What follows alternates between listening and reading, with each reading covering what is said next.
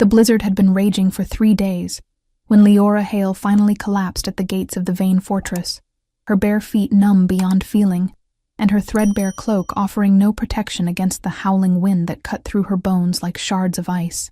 She'd been walking for weeks, fleeing circumstances that had left her with nothing but the clothes on her back and the desperate hope that somewhere, somehow, she might find shelter before the winter claimed her life. The fortress rose before her like something carved from nightmares and ancient power. Black stone walls that seemed to absorb what little light the storm allowed. Towers that pierced the gray sky with the arrogance of something that had never known defeat. This was the stronghold of King Ragnar Vane, the Lycan king whose name was whispered with the same reverence and terror reserved for natural disasters. He ruled the northern territories through fear and absolute authority, commanding loyalty from packs that had warred for centuries before his iron will had brought them to heel. It was the last place in Omega nobody should dare to approach. It was also her only chance of survival. Leora dragged herself to her feet with the last of her strength, her hands so cold she could barely feel them as she pounded on the massive iron gates that protected the king's domain from the outside world. The sound was swallowed by the wind, but she kept hammering against the metal until her knuckles split and bled, leaving red stains on black iron that spoke of desperation beyond rational thought. "Please," she called out, her voice barely audible over the storm's fury. "Please, I need shelter. I'm freezing. Let me in. I beg you." The gates remained closed, silent and impassive, as the fortress walls that surrounded them. Of course they did. Kings didn't answer the pleas of dying Omegas, especially not kings whose power had been built on the understanding that mercy was weakness and compassion was a luxury that rulers couldn't afford. But desperation made her bold in ways that survival had never required before. "I'll reward you," she shouted, the words torn from her throat by wind that seemed determined to steal even her voice.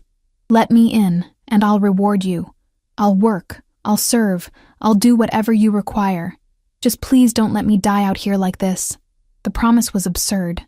She had nothing to offer a king who commanded the wealth of entire territories, no skills that would be valuable to someone whose word could reshape the political landscape of the continent.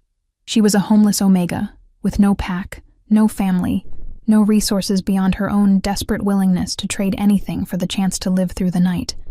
But the words hung in the air like a vow spoken before witnesses, and something about them seemed to resonate with forces beyond the natural world. The gates opened.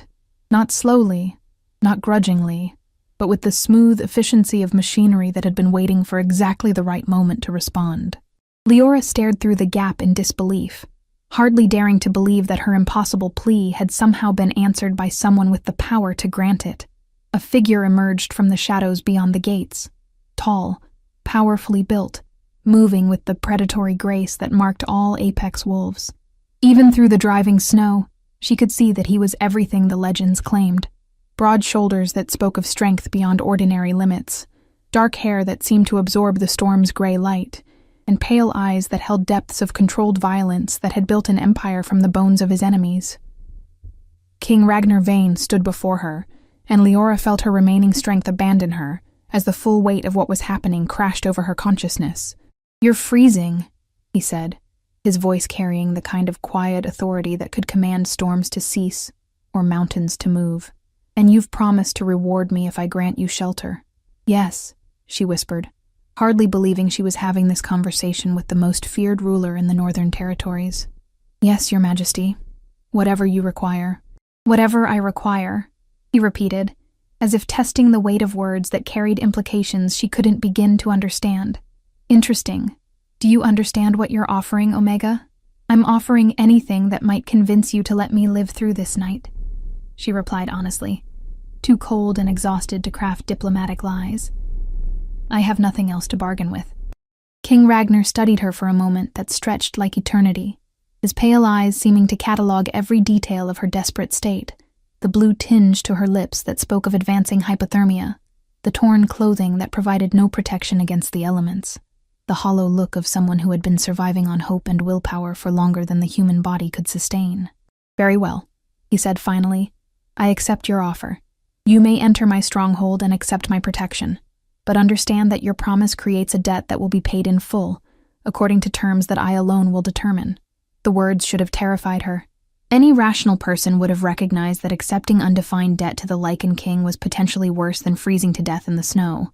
But as warmth began to seep back into her body, as she felt the promise of shelter replacing the certainty of death, all Leora could feel was desperate gratitude for the chance to see another dawn.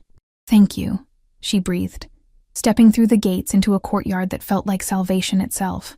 "Thank you, Your Majesty," as the iron gates closed behind her with a finality that spoke of thresholds crossed and fates sealed.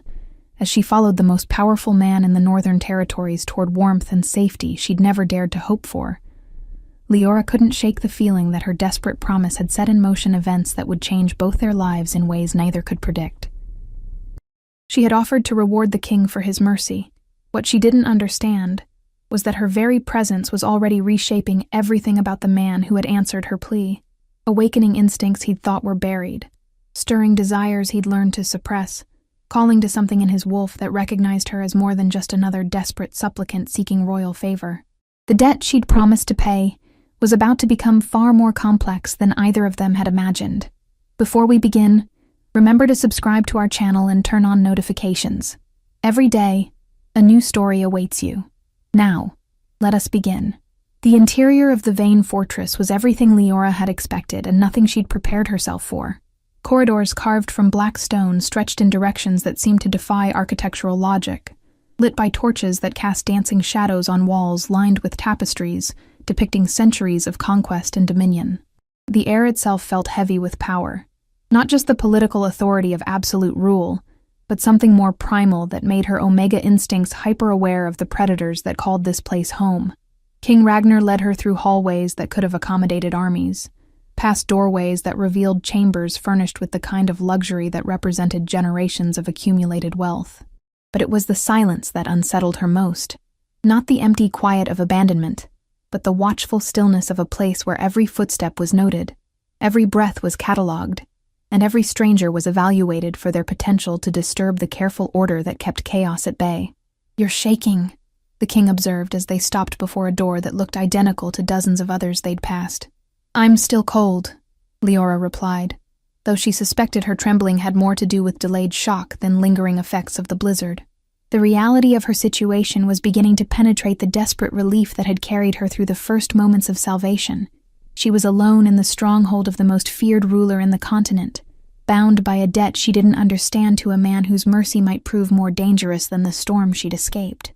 "Among other things," King Ragnar said, his pale eyes studying her with uncomfortable intensity, "this will be your chamber. Food will be brought shortly, along with clothing more suitable for indoor temperatures." The room beyond the door took her breath away with its unexpected warmth and comfort. A sitting area furnished with chairs that looked handcrafted by masters, a bedroom containing a bed large enough for 4 people, and most miraculous of all, a fireplace where flames already danced with cheerful efficiency. After weeks of sleeping rough and months of making do with whatever shelter she could find, the luxury felt almost overwhelming. "It's beautiful," she said quietly, hardly daring to believe that such comfort was being offered to someone in her circumstances. "More than I could have hoped for. It's adequate for your needs while you remain under my protection." King Ragnar moved into the chamber with the fluid confidence of someone who belonged everywhere within his domain. "Which brings us to the matter of the debt you've incurred by accepting that protection." There it was. The accounting she'd known would come, but had been too desperate to worry about when survival was the only consideration that mattered. "What kind of debt, Your Majesty?" "The kind that will be determined by the value of what you've received and your capacity to provide compensation." His voice carried the matter-of-fact tone of someone discussing routine business arrangements, rather than the fate of a woman who had nothing to offer, beyond her willingness to serve. "You've been granted shelter, safety, food, and clothing. In exchange, you'll provide whatever service I determine to be appropriate payment. And if I'm incapable of providing service that matches the value of what I've received, then your debt will be extended until such time as adequate compensation has been rendered." King Ragnar's slight smile held no warmth, only acknowledgement of power dynamics that left her with no negotiating position whatsoever, which could be a considerable length of time, given your apparent lack of resources or marketable skills. The implications were clear enough that even someone in her desperate state could understand them. She'd traded potential death from exposure for certain bondage to someone whose authority was absolute and whose mercy came with prices that might prove higher than she could afford to pay. "How long do such debts typically last?" she asked, trying to keep her voice steady, despite the fear that was replacing relief as the practical realities of her situation became clearer. "That depends entirely on the debtor's willingness to work and the creditor's satisfaction with the service provided." His pale eyes never left her face, as if reading responses she didn't know she was displaying. Some debts are discharged quickly. Others become permanent arrangements. Permanent arrangements meaning what exactly? Meaning that some people discover they prefer the security of defined service to the uncertainty of freedom. King Ragnar moved to the fireplace, his attention apparently focused on flames that cast his sharp features in light and shadow, particularly people who have nowhere else to go and no other means of supporting themselves. The observation hit closer to her actual circumstances than she was comfortable acknowledging. She did have nowhere else to go. No family or pack connections that could provide support. No resources beyond her own determination to survive whatever challenges life presented. In practical terms, permanent service to the king might be the best possible outcome she could hope for. But accepting that reality felt like abandoning the independence she'd fought so hard to maintain throughout the series of disasters that had brought her to his gates. "And if I prefer the uncertainty of freedom to the security of permanent service, then you'll be free to leave once your debt has been satisfied." His tone suggested that such preferences were merely theoretical considerations, rather than realistic options for someone in her position. Assuming, of course, that you survive whatever circumstances drove you to seek shelter here in the first place. The casual reminder that she had nowhere else to go, that leaving his protection would likely mean returning to the conditions that had nearly killed her, was delivered without malice, but with the kind of practical clarity that made further argument pointless. "I understand the terms," she said finally. "I accept whatever debt my shelter has created, to be discharged according to your assessment of appropriate compensation." "Excellent. Then we have an understanding." King Ragnar turned from the fireplace to face her directly, his pale eyes holding depths she couldn't fathom. "Your service will begin tomorrow morning. Tonight, you'll rest, recover from your ordeal, and prepare yourself for whatever tasks I determine to be suitable for someone with your limited qualifications." As he moved toward the door, leaving her alone with luxury she'd never expected and obligations she couldn't escape, Leora couldn't shake the feeling that she'd just agreed to something far more complex than simple indentured service. The way he'd looked at her during their conversation, not with the dismissive assessment she'd expected from someone evaluating a new servant, but with the kind of intense focus that suggested personal interest rather than mere practical consideration. The way his presence seemed to fill whatever space he occupied, making her hyper-aware of every detail of his movements and expressions. The way her own body had responded to his proximity with awareness that had nothing to do with fear and everything to do with recognition, she didn't want to examine too closely.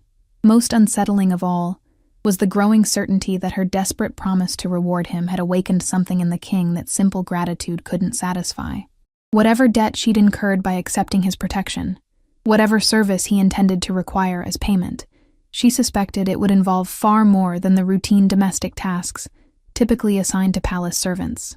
As night fell over the fortress, and she settled into comfort that felt like a dream after weeks of hardship, Leora found herself wondering whether she'd escaped one form of danger only to embrace another that was potentially far more complicated to survive, because the Lycan King's mercy had come with conditions she was only beginning to understand, and the reward she'd promised might prove to be something he was prepared to claim in ways she'd never imagined. The next morning, Leora woke to find clothing laid out for her that was both practical and elegant. Simple garments made from fabric that felt expensive against her skin, cut in a style that flattered her figure while remaining appropriate for whatever tasks she might be assigned. The transformation from desperate refugee to well-dressed palace resident was so complete that she barely recognized herself in the mirror. A soft knock at her door announced the arrival of a servant bearing breakfast on a silver tray. Fresh bread, preserved fruits, cheese that tasted better than anything she'd eaten in months, and coffee that seemed designed to restore not just energy but hope itself. The abundance felt almost overwhelming after so many weeks of rationing whatever food she could find or afford. "His Majesty requests your presence in his private study at your earliest convenience," the servant informed her, his tone carrying the kind of professional courtesy that suggested her status within the palace hierarchy was still being determined. The private study was located in the fortress's upper levels accessible through corridors that seemed designed to impress visitors with the scope of royal authority. When she knocked on the heavy wooden door, King Ragnar's voice called for her to enter, and she found herself in a chamber that revealed more about the man than any throne room could have managed. Books lined every wall from floor to ceiling, their spines showing titles in multiple languages and covering subjects that ranged from military strategy to political philosophy to what appeared to be advanced mathematics.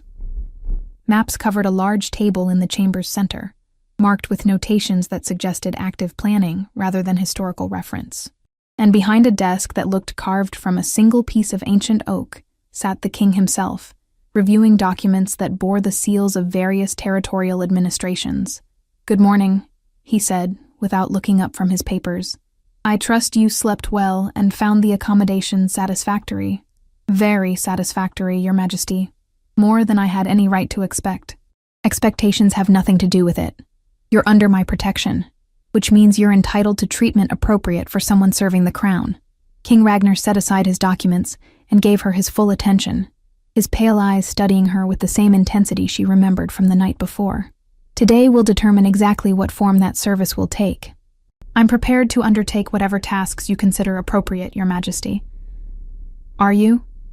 Even if those tasks extend beyond conventional domestic service?" The question carried undertones that made her pulse quicken with wariness. "What kind of tasks did you have in mind?" "The kind that require intelligence, discretion, and the ability to observe social dynamics without drawing attention to yourself." King Ragnar rose from his chair, moving to stand before one of the maps that dominated his workspace. "Tell me, Leora, what do you see when you look at this?" She moved closer to examine the map he'd indicated, studying territorial boundaries marked with symbols that seemed to represent military positions, trade routes, and political alliances. But it was the pattern of red marks scattered across the northern regions that caught her attention, too regular to be random, too specific to be decorative. "Trouble," she said finally. "Those red marks look like reports of unrest or conflict, and they're concentrated in areas where pact territories meet territorial boundaries." "Very good. And what would you conclude from that pattern?" "That someone is deliberately stirring up conflicts between pacts and border regions, probably to test your response capabilities or create instability that could be exploited later." King Ragnar's expression showed approval that felt more personal than she'd expected from someone evaluating a servant's analytical capabilities. "Exactly right. Which brings us to the nature of the service I require from you, which is, I need someone who can move through pack gatherings and social events without being recognized as an agent of the crown. Someone who can observe interactions and report back on conversations that might reveal the source of these manufactured conflicts." His pale eyes met hers with uncomfortable intensity. "Someone whose background provides perfect cover for gathering intelligence that could prevent civil war." The proposal was so unexpected that Leora felt her mind struggling to process its implications. "You want me to be a spy. I want you to be my eyes and ears in places where traditional agents would be recognized and neutralized before they could gather useful information." King Ragnar moved closer, close enough that she could catch his scent of winter storms and controlled power. "Your status as an Omega with no pack affiliations makes you invisible to most alphas, which means you can observe without being observed in return. And if I'm discovered, then you'll be protected by resources that extend far beyond what any enemy agent could bring to bear against you." His voice carried the absolute certainty of someone whose authority had never been successfully challenged. "But discovery is unlikely if you're careful and intelligent about how you conduct your observations." The offer was both thrilling and terrifying in its implications. To serve as the king's personal agent, to have access to intelligence that shaped the political landscape of the continent, to be trusted with responsibilities that extended far beyond anything she could have imagined when she'd collapsed at his gates. It was the kind of opportunity that could transform her from desperate refugee to someone whose contributions mattered on a scale she'd never dared to dream. But it was also dangerous beyond anything she'd ever contemplated, involving deception and espionage that could result in consequences far worse than simple exposure to the elements. "Why me?" she asked quietly. "Surely you have agents with more experience, better training, established networks of contacts." "I have agents with all of those advantages," King Ragnar agreed. "But I don't have anyone whose invisibility is so complete that even other Omegas wouldn't think to watch them carefully. You're not just unnoticed, you're beneath notice." which makes you potentially the most valuable intelligence asset in my service." The assessment should have been insulting, but instead it felt like recognition of abilities she'd never considered valuable before. Her lifetime of being overlooked, of being dismissed as unimportant, of learning to observe without being observed in return, all of it had been preparation for service she'd never imagined. What would this service involve specifically? Attending pack gatherings throughout the territory, listening to conversations about political developments, noting which alphas seem unusually interested in territorial conflicts. King Ragnar returned to his desk, pulling out a document that looked like a formal contract. "In exchange, your debt would be considered fully discharged, and you'd receive compensation appropriate for someone providing intelligence services to the crown. And if I prefer domestic service to espionage, then you'll serve in whatever domestic capacity I determine to be most useful, for however long it takes to discharge a debt that could extend considerably longer than intelligence service would require." His slight smile held no malice, only acknowledgement of practical realities that left her with limited options. The choice was clear enough that even someone in her position could recognize the obvious advantages of accepting his proposal. Intelligence work would be dangerous, but it would also be finite, challenging, and potentially lucrative in ways that domestic service could never match. More importantly, it would give her the chance to prove that her survival skills extended beyond simple endurance, to capabilities that could be genuinely valuable to someone whose authority shaped the lives of millions. "I accept your proposal, Your Majesty," she said, understanding that she was crossing another threshold that would reshape her life in ways she couldn't predict. "When do I begin?" "Immediately. There's a gathering tomorrow night at the Blackwood estate, hosted by Alpha Marcus Blackwood, to celebrate his son's coming of age. Intelligence suggests it will be attended by several of the Alphas, whose territories have been experiencing unusual conflicts."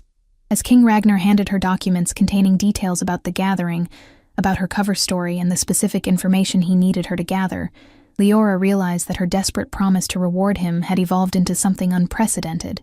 She was no longer just a refugee seeking shelter, or a debtor working off obligations to her benefactor. She was becoming an agent of the crown, someone whose observations could prevent wars, and whose loyalty could reshape the balance of power throughout the northern territories. The reward she'd promised had become something neither of them had anticipated. Not gold or simple service, but partnership in work that mattered on a scale that could affect the future of the kingdom itself.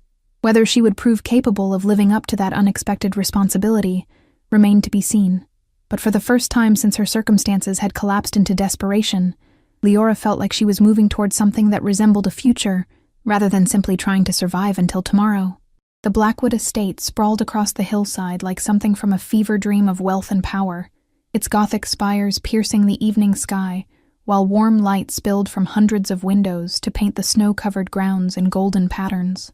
Carriages wound up the circular drive in an endless procession, delivering passengers whose laughter and conversation drifted across the winter air, with the careless confidence of people who had never known want or fear. Leora sat in a modest coach that King Ragnar had arranged for her transportation, wearing a dress that struck the perfect balance between elegance and invisibility.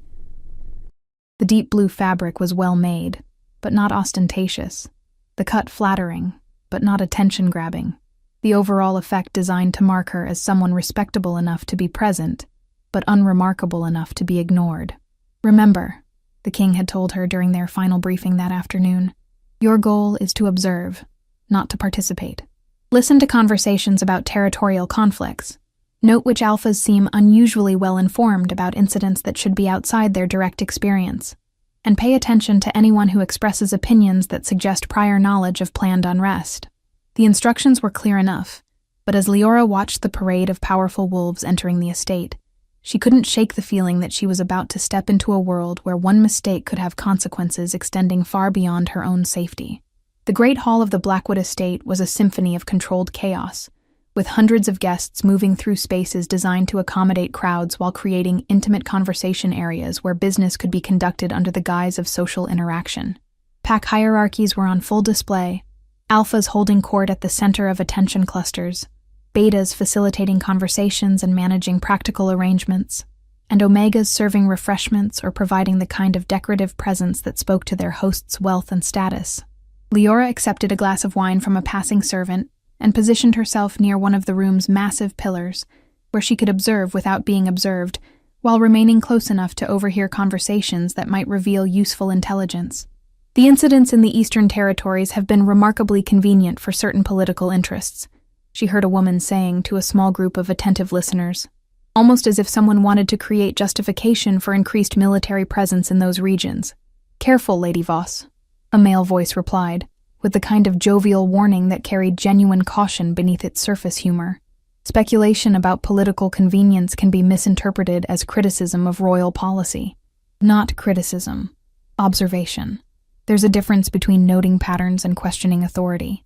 The woman's voice carried the confidence of someone accustomed to speaking her mind, regardless of who might object to her opinions.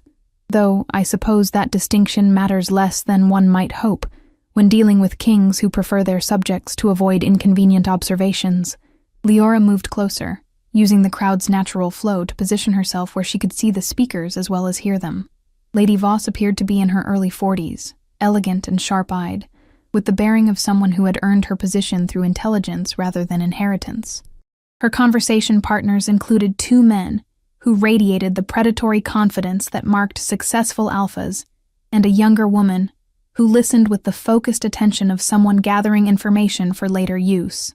The question isn't whether the incidents are convenient, one of the men said quietly, glancing around to ensure their conversation remained private. The question is whether they're coincidental or coordinated. Because if they're coordinated, someone with considerable resources is investing significant effort in creating instability. And if they're coincidental, then we're looking at spontaneous unrest across multiple territories, which suggests underlying problems that could explode into something much more dangerous than isolated incidents. The analysis matched intelligence that King Ragnar had shared during her briefing, confirming that awareness of the pattern extended beyond the royal court into the broader Alpha community. But it was the younger woman's response that caught Leora's attention. Has anyone considered the possibility that both explanations are partially correct? She asked, her voice carrying the kind of careful consideration that suggested formal training in strategic thinking. What if someone is exploiting genuine grievances to create incidents that serve their larger political objectives? Meaning what exactly? Meaning that the underlying unrest is real, but it's being amplified and directed by someone with the sophistication to turn spontaneous discontent into coordinated action. The younger woman's eyes were bright with intelligence that seemed older than her apparent age. Someone who understands pack psychology well enough to predict how territorial alphas will respond to perceived threats. The conversation was moving beyond general observations into specific analysis that could be valuable to the king's efforts to identify whoever was orchestrating the conflicts. Leora focused on memorizing details while maintaining the appearance of casual social attendance. Such sophistication would require intimate knowledge of pack dynamics throughout the Northern Territories, Lady Voss observed, which suggests either an insider with access to multiple territorial administrations, or an outsider with intelligence networks extensive enough to provide that level of detailed information. Or, said a new voice that made everyone in the group turn with expressions of surprise mixed with wariness, someone with legitimate authority to coordinate activities across territorial boundaries. Alpha Marcus Blackwood himself had joined their conversation, his presence transforming casual speculation into something that felt more like interrogation. He was a man in his 50s, powerfully built despite his age, with silver threading through dark hair and pale eyes that seemed to catalog every detail of his guests' responses to his unexpected participation. Alpha Blackwood, Lady Voss said with the kind of polite acknowledgement that carried undertones of caution. I hope you're not suggesting that legitimate authorities are behind the incidents we've been discussing. I'm suggesting that assuming illegitimate coordination might be premature when legitimate coordination remains a possibility. His smile was sharp with predatory satisfaction.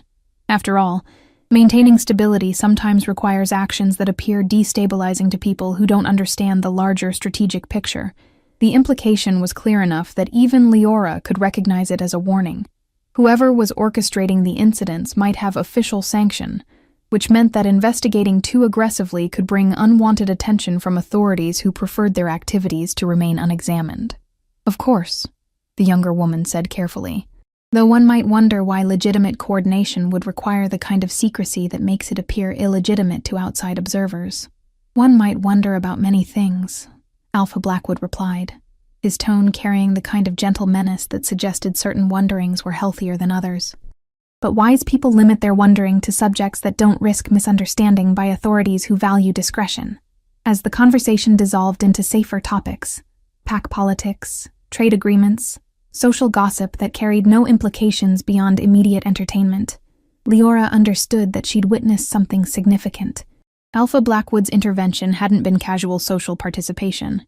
It had been a deliberate warning to people who were asking questions he preferred they avoid, which meant either he was involved in the coordination they'd been discussing, or he was protecting someone who was involved, or he was simply cautious about conversations that could attract unwanted attention from higher authorities. Any of those possibilities would be valuable intelligence for King Ragnar, but determining which was accurate would require more careful observation than could be accomplished during a single evening's surveillance. Leora continued moving through the gathering, listening to conversations that ranged from routine pack business to speculation about royal policies, to gossip about territorial alliances that might affect future political developments. But it was the pattern of interactions rather than specific conversations that proved most revealing. Certain alphas consistently drew others into private discussions that ended when uninvited listeners approached. Certain topics generated immediate changes in conversation when particular individuals entered hearing range, and certain guests seemed unusually well-informed about incidents that had occurred in territories far from their own sphere of influence. By the evening's end, she had identified at least 6 alphas who warranted further investigation, noted 3 different instances of conversations being deliberately terminated when sensitive topics arose, and confirmed that awareness of the incident pattern was widespread enough to suggest either a significant intelligence leak or coordinated information sharing among the participants. But it was the final conversation she overheard that provided the most concrete intelligence about potential threats to royal authority. "The king's response has been remarkably restrained," she heard someone saying as guests began departing for the evening, "almost as if he's waiting for something more significant before taking decisive action. Or as if he's not sure who he can trust within his own administration," came the reply. "Hard to take decisive action when you don't know which of your advisors might be feeding information to your enemies. Assuming he has enemies organized enough to require intelligence networks. Could be that his restraint comes from recognizing that overreaction would create more problems than the original incidents. Maybe, but restraint can also be interpreted as weakness by people looking for justification to challenge royal authority more directly." The analysis sent ice through Leora's system as she realized that King Ragnar's measured response to the territorial conflicts was being evaluated by potential enemies as evidence of vulnerability rather than wisdom. If certain alphas were testing his resolve through orchestrated incidents, his careful approach might actually be encouraging more aggressive challenges to his authority. As her coach wound down the hillside away from the Blackwood estate, as she reviewed everything she'd observed and overheard during the evening's surveillance, Leora understood that the intelligence she'd gathered was both valuable and deeply troubling. The king was dealing with threats that extended beyond simple territorial unrest into potential challenges to royal authority itself. And those threats were being coordinated by people with enough sophistication to exploit his cautious leadership style as a tool for undermining confidence in his ability to maintain order. Her first assignment as his intelligence agent had revealed problems far more complex than either of them had anticipated. The question was whether the solutions would prove equally complex, or whether addressing the threats would require the kind of decisive action that could reshape the political landscape of the entire kingdom. Either way, her reward for the king's mercy was becoming something neither of them had expected when she'd collapsed at his gates, seeking nothing more than shelter from a storm. Dawn was breaking over the fortress when Leora returned from the Blackwood gathering, her mind still processing the implications of what she'd witnessed throughout the evening. The intelligence she'd gathered painted a picture far more troubling than simple territorial unrest. It suggested coordinated efforts to test royal authority, potential infiltration of the king's own administration, and alpha networks that were actively evaluating his responses for signs of weakness they could exploit. King Ragnar was waiting for her in his private study, still dressed despite the early hour. Maps and documents spread across his desk in patterns that spoke of strategic planning that had continued throughout her absence. When she knocked and entered, his pale eyes fixed on her with an intensity that made her pulse quicken. "Report," he said simply, gesturing for her to take the chair across from his desk. For the next hour, Leora provided detailed accounts of every conversation she'd overheard, every interaction pattern she'd observed, and every individual who had displayed knowledge or behavior that seemed inconsistent with innocent social attendance. King Ragnar listened without interruption, occasionally making notes on documents she couldn't see, his expression growing increasingly grim as the full scope of what she'd discovered became clear. Alpha Blackwood's intervention was particularly revealing, she concluded.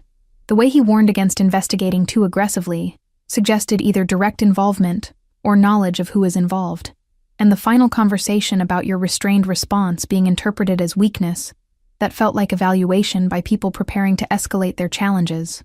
It was evaluation, King Ragnar confirmed, setting down his pen with movements that spoke of barely controlled anger. And the evaluation is accurate. My measured responses have been encouraging bolder action from enemies who mistake strategic patience for inability to respond decisively. Will you change your approach? I'll change my approach when I understand exactly who I'm dealing with and what resources they command. His pale eyes met hers with uncomfortable intensity. Which brings us to your next assignment. The casual mention of additional espionage work sent both excitement and apprehension through her system. One successful intelligence-gathering operation had apparently earned her a permanent role in activities that were far more significant than she'd ever imagined when accepting his proposal. What kind of assignment? The kind that involves deeper infiltration of the networks you identified last night. Several of those alphas will be attending Lady Catherine Dorn's winter solstice celebration next week, a more intimate gathering where conversations tend to be less guarded, and alliances more visible. King Ragnar rose from his desk, moving to a cabinet that contained what appeared to be specialized equipment for purposes she couldn't identify. But this assignment will require more sophisticated preparation than simply observing from the margins of social events. What kind of preparation? The kind that involves teaching you to use tools that most intelligence agents require years of training to master. He returned to his desk carrying a small wooden box that looked innocuous but somehow radiated significance. Recording devices, chemical analysis equipment, communication tools that allow real-time coordination with handlers. The mention of such sophisticated espionage equipment made clear that her role in his intelligence operations was evolving far beyond simple observation and reporting. She was being prepared for work that required skills she'd never developed, training she'd never received, and responsibilities that could have consequences extending far beyond her personal safety. Why invest so much in someone with no experience in this kind of work? She asked, genuine curiosity overriding diplomatic caution. Surely, training experienced agents would be more efficient than starting from nothing with someone whose only qualification is invisibility. King Ragnar was quiet for a moment, his attention apparently focused on the contents of the wooden box. When he spoke, his words carried weight that seemed to extend beyond professional considerations. Because experienced agents have established patterns that enemies learn to recognize and counter. Because outsiders with no intelligence background often see things that professionals miss due to their training. And because... He paused, as if weighing how much to reveal about his motivations. Because my wolf insists that you're trustworthy in ways that have nothing to do with contracts or professional obligations. The admission sent awareness flooding through her, that their relationship had acquired dimensions extending beyond employer and agent, creditor and debtor, protector and protected. His wolf's assessment of her trustworthiness suggested bonds that operated on levels deeper than conscious decision-making. Your wolf, she repeated carefully. What does your wolf have to do with intelligence work? Everything, apparently. King Ragnar's slight smile held complex emotions she couldn't identify. Wolves don't lie about compatibility, Leora. And my wolf has been remarkably clear about his assessment of your character since the night you collapsed at our gates. Compatibility for what? For whatever role circumstances require you to fill. His pale eyes held hers with intensity that made her breath catch. Whether that's intelligence agent, advisor, or something more personal that neither of us has been willing to acknowledge directly. The suggestion of something more personal hung in the air between them like a bridge across an impossible chasm. Leora felt her pulse quicken, as she tried to process implications that went far beyond professional partnership or debt-based service arrangements. Your Majesty, Ragnar, he interrupted quietly. When we're alone, when we're discussing matters that extend beyond formal royal business, you may call me Ragnar. The permission to use his personal name felt more intimate than any physical contact, acknowledging relationship dynamics that had been developing beneath the surface of their formal interactions. But before she could respond to what he was offering, a sharp knock at the study door interrupted their conversation. Enter, King Ragnar called, his tone shifting instantly from personal to professional as his expression hardened into the mask of royal authority. Commander Eric Thorne entered with the kind of urgency that suggested developments requiring immediate attention. Your Majesty, we've received reports of 3 more incidents overnight, coordinated attacks on supply convoys in territories that had been quiet until now. Coordinated how? Same timing, same methods, same targets. Someone provided detailed intelligence about convoy routes and schedules that should have been confidential information. The commander's expression was grim with implications that made everyone in the room understand the gravity of what he was reporting. This wasn't spontaneous unrest, Your Majesty. This was planned military action. The intelligence Leora had gathered the night before suddenly acquired new urgency as what she'd witnessed transformed from political maneuvering into active rebellion against royal authority. The conversations about testing the king's responses, the evaluations of his measured approach, the warnings against investigating too aggressively, all of it had been preparation for escalation that was now occurring. What's our intelligence on who's coordinating these attacks? King Ragnar asked, though his glance toward Leora suggested he already suspected the answer would connect to what she'd observed at the Blackwood gathering. Limited, Your Majesty, but preliminary analysis suggests someone with access to administrative communications and detailed knowledge of territorial security protocols. Commander Thorne's attention shifted briefly to Leora, acknowledgement of her presence in discussions typically restricted to senior military officials, the kind of access that suggests infiltration at high levels of the royal administration. The confirmation that enemies had penetrated the king's inner circle sent ice through Leora's system, as she realized that her intelligence work had revealed only the visible surface of threats that extended far deeper into the foundations of royal authority than anyone had suspected. Double security protocols for all administrative communications, King Ragnar ordered. Institute compartmentalized information sharing for anything involving convoy schedules or territorial operations, and prepare comprehensive background investigations for anyone with access to the compromised intelligence. Yes, Your Majesty. There's one more thing. The attacks were accompanied by proclamations declaring that royal authority has become weak and ineffective, that Pack Alphas should take responsibility for territorial security, rather than relying on distant royal protection. The political dimension of the attacks became clear. They weren't just military actions, but propaganda designed to undermine confidence in royal authority while positioning local alphas as more effective alternatives. Exactly the kind of sophisticated coordination that the conversations Leora had overheard had suggested was being planned. Issue immediate responses clarifying that royal protection remains absolute and that any attempts to usurp territorial security will be treated as rebellion against the crown, King Ragnar said, his voice carrying the cold authority that had built an empire from warring packs. And prepare for the possibility that these attacks are preliminary actions intended to gauge our response capabilities. As Commander Thorne departed to implement security measures that would reshape how the royal administration handled sensitive information, King Ragnar turned his attention back to Leora with expression that had acquired new urgency.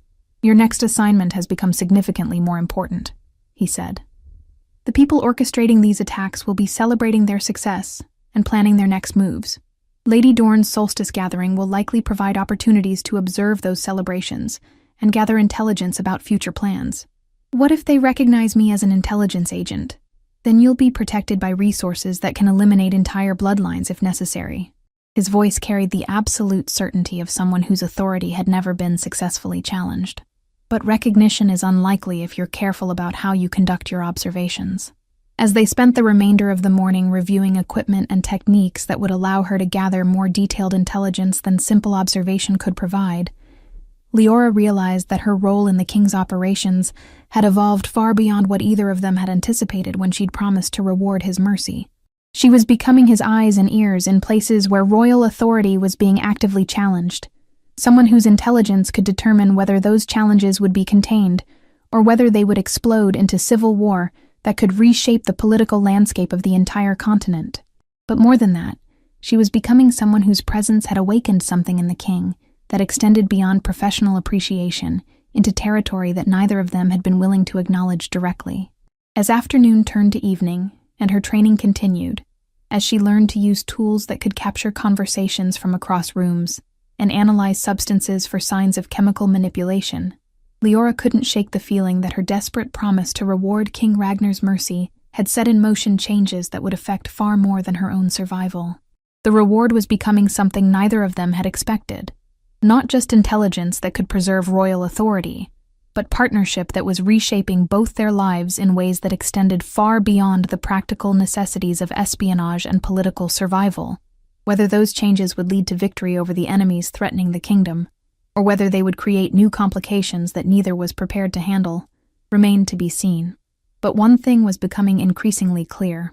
The debt she'd incurred by accepting his protection had evolved into something that couldn't be measured in terms of service rendered or obligations fulfilled. It had become something that looked suspiciously like destiny. 6 months later, the War Council chamber buzzed with the controlled tension that preceded decisive action. Maps and intelligence reports covering every available surface while the kingdom's most trusted advisors debated strategies that would determine the fate of the northern territories. But for all the military precision and political calculation filling the room, Leora found her attention drawn repeatedly to the man who sat at the head of the ancient oak table, his pale eyes cataloging every detail of the discussions with the focused intensity that had made him the most feared ruler in the continent. King Ragnar had changed in the months since her desperate plea at his gates had set their unlikely partnership in motion. The cold isolation that had once marked his every interaction had softened into something warmer, more collaborative, though his authority remained absolute when circumstances demanded decisive action. The rebellion that had threatened to tear the kingdom apart had been crushed through a combination of superior intelligence and surgical military strikes, intelligence that Leora's network of agents had provided, strikes that had eliminated the conspiracy's leadership without triggering the civil war they had sought to provoke. The Eastern Territories report complete stability, Commander Thorne was saying, his tone carrying satisfaction that spoke of problems finally resolved. No incidents for 3 months, no evidence of coordinated resistance, no intelligence suggesting renewed organization among the remaining conspirators. And the political situation? King Ragnar's attention shifted to Councillor Marcus Drain, whose analysis had proven invaluable during the months of careful investigation that had preceded the rebellion's collapse. The Alpha communities have accepted royal authority more completely than before the conspiracy emerged, Drain replied. Nothing like a failed rebellion to remind people why centralized power serves their interests better than territorial autonomy. The interrogations of captured conspirators revealed the full extent of their infiltration, added Lady Sarah Voss, whose intelligence analysis had helped identify traitors within the royal administration. 17 individuals with access to sensitive information, including 3 with positions that should have required absolute loyalty to the crown. Leora listened to the summary of victories achieved through work that had consumed the past 6 months, feeling satisfaction that went deeper than professional pride. The intelligence network she had built from nothing, Omega agents positioned throughout the territory, recording devices placed in locations where conspirators felt safe to speak freely, analysis techniques that had revealed patterns invisible to traditional investigation, had proven more effective than anyone had anticipated. What about long-term security? King Ragnar asked, his pale eyes meeting hers with the kind of trust that still surprised her with its completeness. Leora, what's your assessment of remaining threats? Minimal and fragmented, she replied, consulting reports from agents whose existence remained unknown to everyone, except the king and herself.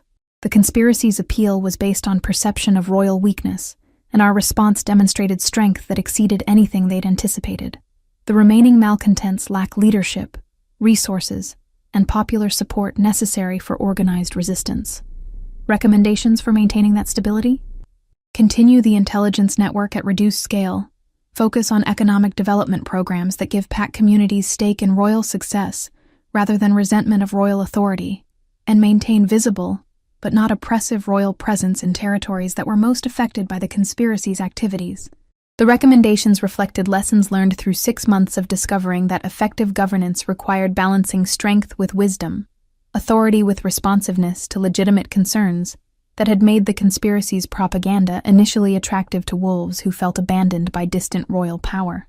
Approved, King Ragnar said, his tone carrying the finality of royal decree. Commander Thorne, implement the recommended security protocols. Councillor Drain, begin development of the economic initiatives. Lady Voss, coordinate with intelligence services to ensure continued monitoring of potential threats. As the meeting concluded, and advisors filed out to implement policies that would shape the kingdom's future, Leora remained in the chamber, that had become as familiar as her private quarters. The professional relationship that had begun with her desperate promise to reward the king's mercy had evolved into partnership that extended far beyond intelligence work into collaboration on every aspect of governance that affected the kingdom's welfare. "Satisfied with our results?" King Ragnar asked, as they found themselves alone among maps that showed territories now peaceful under royal authority. "Satisfied with the fact that people can live without fear of politically motivated violence," she replied honestly. "Whether our methods were the best possible approaches to achieving that result, I suppose that's something historians will debate long after we're gone." Regrets about the path that brought us here? The question carried personal weight that had nothing to do with political outcomes and everything to do with the relationship that had developed between them during months of working together toward goals that served purposes larger than either of their individual interests. "No regrets," she said, turning to meet his gaze directly. "About the intelligence work, about the choices we made to protect the kingdom, about discovering that enemies can become partners when circumstances require collaboration for survival. Only about those things? About anything that's brought us to this point?" Leora moved closer to where he stood beside the window that looked out over territories that were finally at peace, including the part where professional partnership became something more personal than either of us had planned. The admission of what had been developing between them for months, attraction that had grown from respect, affection that had deepened through shared challenges, love that had emerged from discovering they trusted each other more completely than either had thought possible, hung in the air like a promise finally spoken aloud. "I have a proposition for you," King Ragnar said, his voice carrying uncertainty that seemed strange coming from someone whose authority was absolute in every other aspect of his existence. "What kind of proposition?" "The kind that involves making our partnership permanent in ways that extend beyond professional collaboration." His pale eyes held depths of vulnerability she'd rarely seen from someone who had learned to rule through strength rather than revealing weaknesses that enemies could exploit. "The kind that involves marriage, shared authority, and the responsibility of ruling together rather than separately." The proposal was so unexpected that Leora felt her mind struggling to process its implications. "You're asking me to be your queen. I'm asking you to be my partner, in every sense that matters. Politically, personally, emotionally. Someone who shares the burdens of authority, rather than simply advising on how to bear them alone." King Ragnar moved closer, close enough that she could see the hope and fear competing in his expression.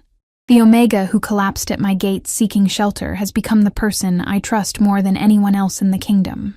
The woman who promised to reward my mercy has become someone whose presence makes mercy possible.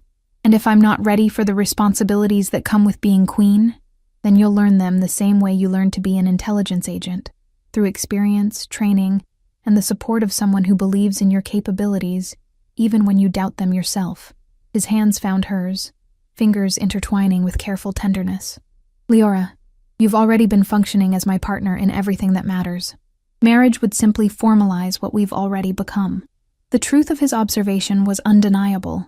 She had been involved in policy decisions, military planning, and governance choices that affected millions of lives throughout the kingdom.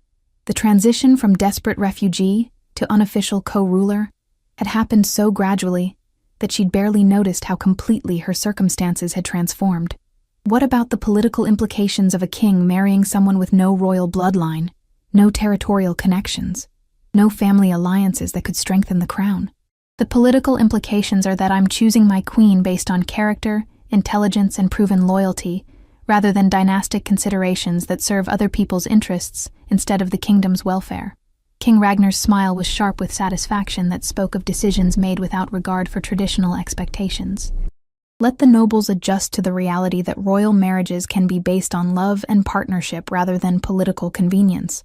"Love," she repeated, the word carrying weight that made her pulse quicken with recognition of feelings she'd been afraid to acknowledge fully. Love. Deep, complicated, absolute love for someone who's proven that trust and respect can be more powerful foundations for partnership than fear or obligation ever were. The confession broke through the last of her resistance to accepting what had been growing between them for months. "I love you too," she said, her voice carrying certainty that surprised her with its completeness. "I love your strength and your wisdom, your willingness to listen to advice that challenges your assumptions, your capacity to change when change serves your people better than tradition.